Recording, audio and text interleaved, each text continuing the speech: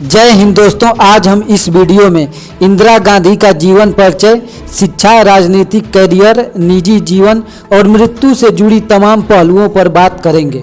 तो दोस्तों, आज का वीडियो बहुत ही महत्वपूर्ण है, तो वीडियो अंत तक देखिएगा और चैनल पर नए हैं तो प्लीज़ चैनल को जरूर सब्सक्राइब कर लीजिए। दोस्तों, सर्वप्रथम बात करते हैं इंदिरा गांधी का जीवन परिचय। भारत की आयरन लेडी कहे जाने वाली इंदिरा गांधी ने अपना नाम इतिहास के पन्नों में बेहद सुनहरे अक्षरों में दर्ज करवाया है। पूरे इतिहास में इंदिरा गांधी एक शक्तिशाली तथा दूरदृष्टि रखने वाली पहली महिला प्रधानमंत्री बनी, जिन्होंने अपने निर्णयों से न केवल हिंदुस्तान बल्कि पूरे विश्व को आश्चर्यचकित किया था। आज़ादी के पश्चात हिंदुस्तान के पहले प्रधानमंत्री जवाहरलाल नेहरू की पुत्री इंदिरा गांधी ने आगे चलकर देश का राजनीतिक कार्यभार संभाला और देश को विकसित होने का एक नया आयाम दिया। हालांकि इंदिरा गांधी के राजनीतिक जीवन में कई उठापटक चलते रहे तथा उनका जीवन कई विवादों से घिरा रहा। भारत की पहली महिला प्रधानमंत्री के रूप में इंदिरा गांधी का जीवन बेहद रोमांचक और विवादित रहा। इंदिरा गांधी का जन्म व प्रारंभिक जीवन 19 नवंबर 1917 के दिन नेहरू परिवार में इंदिरा का जन्म हुआ था। उनकी माता कमला नेहरू, जो कि एक बड़े घराने से ताल्लुक़ रखती थी। इंदिरा गांधी के पिता जवाहरलाल नेहरू देश के सबसे बड़े नेताओं में से एक थे। जवाहरलाल नेहरू जो कि एक बड़े राष्ट्रवादी नेता थे और उनके गुण आगे चलकर इंदिरा में भी आए। अपने पूरे कार्यकाल में इंदिरा गांधी जी ने कई ऐसे कदम उठाए जिनके चलते वह हमेशा विवादों से घिरी रही। इंदिरा गांधी महिला सशक्तिकरण का एक बेहतरीन उदाहरण है, जिन्होंने सालों पहले जब महिला को राजनीतिक में कोई सम्मान और पद नहीं दिया गया था तो उन्होंने प्रधानमंत्री बनकर एक मिसाल पेश की थी। इंदिरा गांधी अपनी शुरुआती राजनीतिक जीवन में इतनी कार्यरत नहीं थी, जिसकी वजह से कई लोग उन्हें गूंगी गुड़िया भी कहते थे, जिनकी आड़ में बड़े बड़े राजनेता प्रधानमंत्री पद को दिशा दे रहे थे। उनके माता पिता साथ ही पूरा परिवार देश की आज़ादी में एक अहम भूमिका निभाया है। जिस समय इंदिरा के पिताजी स्वतंत्रता संग्राम में अंग्रेज़ों के विरुद्ध लड़ाई लड़ रहे थे, तो छोटी उम्र में ही इंदिरा ने अपना योगदान देने के लिए रामायण से प्रेरित होकर एक वानर सेना बनाई थी अंग्रेज़ों के खिलाफ लड़ने के लिए। लेकिन इन सब के बावजूद इंदिरा जी ने यह साबित करके दिखाया कि महिलाएं भी पुरुषों की भांति ही किसी भी क्षेत्र में किसी से कम नहीं है। इंदिरा गांधी की शिक्षा। एक संपन्न परिवार में जन्म होने के कारण इंदिरा गांधी की शिक्षा दीक्षा विश्व के बड़े और महंगे शैक्षणिक संस्थानों में पूरा हुई। प्रारंभिक स्तर की शिक्षा प्राप्त करने के बाद 1935 में रविंद्रनाथ टैगोर द्वारा निर्मित शांति निकेतन के विश्व भारती विश्वविद्यालय में पढ़ाई किया। कुछ समय तक शांति निकेतन में शिक्षा प्राप्त करने के बाद इंदिरा इंग्लैंड के एक सुप्रसिद्ध ऑक्सफोर्ड विश्वविद्यालय में पढ़ाई करने के उद्देश्य से गई। इसके अलावा इंदिरा जी की शिक्षा अन्य कई दूसरे देशों में भी हुई थी। यह उस समय की बात है जब भारत को आज़ादी भी नहीं मिली थी, तो एक भारतीय मूल की महिला विदेशों में जाकर शिक्षा प्राप्त कर रही थी। सन 1941 में ऑक्सफोर्ड से इंदिरा गांधी को अपने पढ़ाई के दौरान ही भारत वापस आना पड़ा, जिसके बाद इंदिरा ने भारतीय स्वतंत्रता संग्राम में भाग लेना प्रारंभ किया। फिरोज गांधी से विवाह। इंग्लैंड में अपनी पढ़ाई के दौरान ही उनकी मुलाकात फिरोज गांधी से हुई। लंदन स्कूल ऑफ इकोनॉमिक्स में शिक्षा ग्रहण करने के दौरान ही फिरोज और इंदिरा गांधी की दोस्ती हुई थी। हालांकि दोनों एक दूसरे से पहले भी इलाहाबाद में मिल चुके थे, लेकिन अपरिचित होने के कारण एक दूसरे को जानते नहीं थे। समय बीतने के साथ दोनों की दोस्ती ने प्रेम का रूप ले लिया और 16 मार्च 1942 के दिन इलाहाबाद के आनंद भवन में दोनों ने एक वैदिक कार्यक्रम से विवाह कर लिया। इंदिरा जी को गांधी उपनाम विवाह के पश्चात मिला था।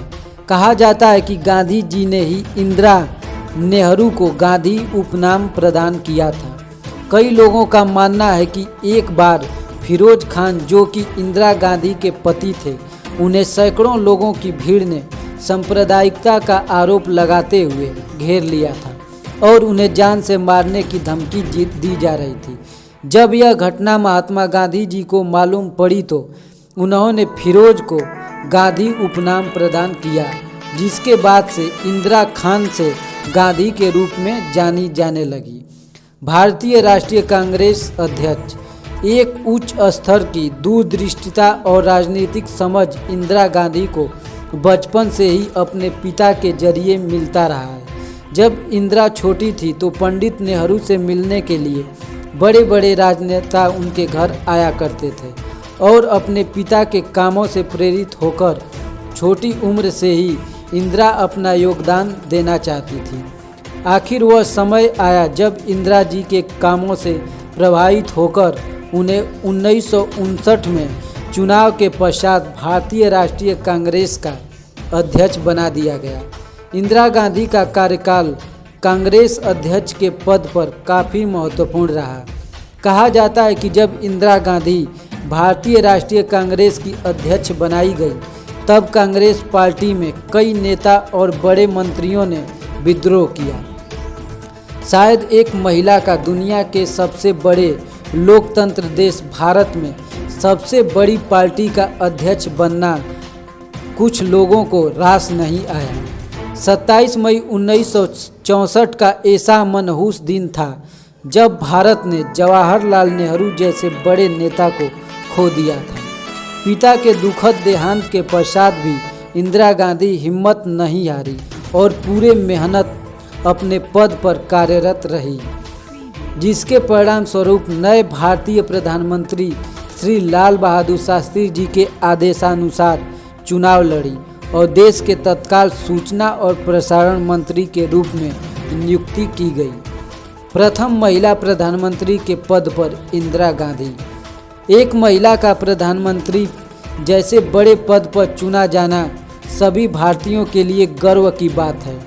जब इंदिरा गांधी प्रधानमंत्री के चुनाव में भारी मतों से जीत प्राप्त की तो न केवल हिंदुस्तान बल्कि पूरा विश्व आश्चर्यचकित था। प्रधानमंत्री का कार्यकाल ही इंदिरा गांधी के जीवन में सबसे बड़ी विवादों और समस्याओं का कारण बना है। उन्हें लोग एक लौह महिला के रूप में यूं ही नहीं याद करते हैं। 1966 में श्रीमती इंदिरा गांधी जी प्रधानमंत्री के रूप में नियुक्त की गई, जिसके बाद कांग्रेस पार्टी में जैसे भूचाल ही आ गया। चुनाव जीतने के बाद कांग्रेस पार्टी दो गुटों में बंट गया, जिसमें पहला समुदाय श्रीमती इंदिरा गांधी के नेतृत्व में समाजवादी तथा दूसरा गुट मोरारजी देसाई के अंतर्गत रूढ़िवादी पार्टी बनी। यदि देखा जाए तो मोरारजी देसाई, जो कि कांग्रेस के दिग्गज नेता माने जाते थे, उनकी वजह से ही कांग्रेस पार्टी में फूट पड़ी।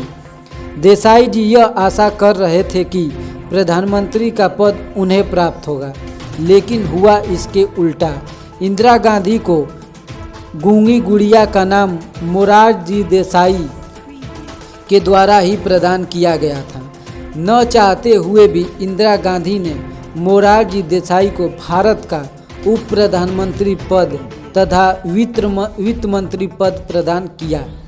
भारत को परमाणु शक्ति दिलाने का महत्वपूर्ण संघर्ष इंदिरा गांधी जी के कार्यकाल में ही किया गया। भारतीय इतिहास में एक ऐतिहासिक दिन जब 1974 में राजस्थान के पोखरण में अनौपचारिक तरीके से परमाणु परीक्षण किया गया। 1971 में इंदिरा गांधी के दूरदृष्टि के परिणाम स्वरूप पूर्वी पाकिस्तान को पश्चिमी पाकिस्तान से आज़ादी मिली और वहाँ एक स्वतंत्र राष्ट्र बांग्लादेश के नाम से उभरा। 1981 में कुछ गिने चुने अलगाववादी सिख आतंकवादी समूह ने जनरैल सिंह भिंडरावाले के नेतृत्व में भारत के टुकड़े करके एक स्वतंत्र राष्ट्र की मांग की। इंदिरा गांधी ने खालिस्तान समूह का खात्मा करने के लिए कई ऑपरेशन चलाए, जिसमें से सबसे महत्वपूर्ण ब्लू स्टार ऑपरेशन था।